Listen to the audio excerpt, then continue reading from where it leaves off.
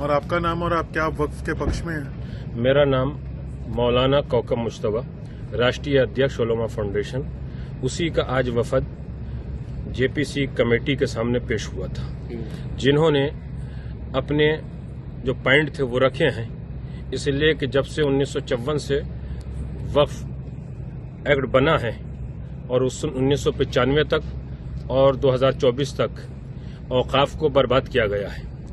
अगर बर्बाद नहीं हुए हैं, लूटे नहीं गए हैं, तो हर वक्फ बोर्ड से 15 दिन के अंदर रिपोर्ट मंगाई जाए कि वक्फ बोर्ड में रजिस्टर्ड औकाफ की तादाद कितनी है और कितना टैक्स आता है और कितने जिंदा हैं, कितने मुर्दा हैं। जब ये सवाल पैदा होता है तो जो वक्फ के ऊपर काबिज हैं वो अधिकारी की शक्ल में हों, वक्फ बोर्ड के मेंबर की शक्ल में हो या चेयरमैन की शक्ल में हो, उनके पेट में दर्द होने लगता है।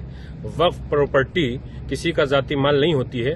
मुतवल्ली और चेयरमैन को सिर्फ इतना हक हासिल है कि वो उसकी हिफाजत करे, लेकिन वक्फ बोर्ड की जितनी भी प्रॉपर्टी है जब वाकिफ ने वक्फ कर दी तो वो भारत की होती है, भारतवासियों की होती है, मानवता के लिए होती है, जिस काम के लिए की गई है उसके लिए होती है।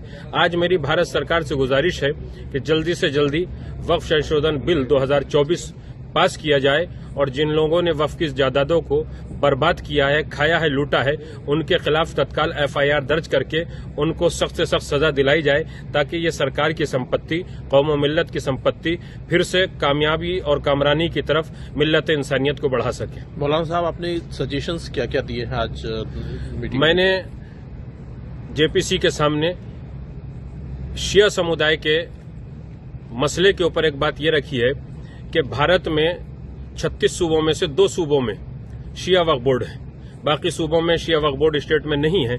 तो मैंने कहा है कि इन 2 सूबों से वक्फ बोर्ड को खत्म करके पूरे भारत का शिया वक्फ परिषद की शक्ल में, शिया वक्फ बोर्ड की शक्ल में या शिया वक्फ काउंसिल की शक्ल में एक बना दिया जाए, ताकि किसी भी सूबे में किसी शिया को परेशानी न हो। और जब सेंटर में वो वक्फ बोर्ड या वक्फ परिषद या वक्फ काउंसिल बन जाए तो उसमें मेंबर जो भी हों वो इस तरीके के हों कि जो उसकी अहलियत रखते हों। किसी भी आदमी को उठा के उसका मेंबर न बनाया जाए और वो 7 सदस्यों की एक कमेटी हो जो पूरे भारत में औकाफ की हिफाजत करके वहां से उसका टैक्स वसूल करने के बाद जिस काम के लिए मुतवल्ली ने कहा है उसके ऊपर खर्च किया जाए। जो एक बात हमको पता लगी है कि आपने मुतवल्ली को टैक्स भरने की बात को कहा है कि अगर वो टैक्स नहीं भरते तो उनके खिलाफ भी एक्शन लिया जाए। जो मुतवल्ली 1 साल के अंदर जो ऑडिट होता है हिसाब, उस तारीख पे हिसाब करने के बाद टैक्स नहीं जमा करते हैं तो 15 दिन के अंदर उसको हटा दिया जाए और उसके खिलाफ एफआईआर दर्ज हो।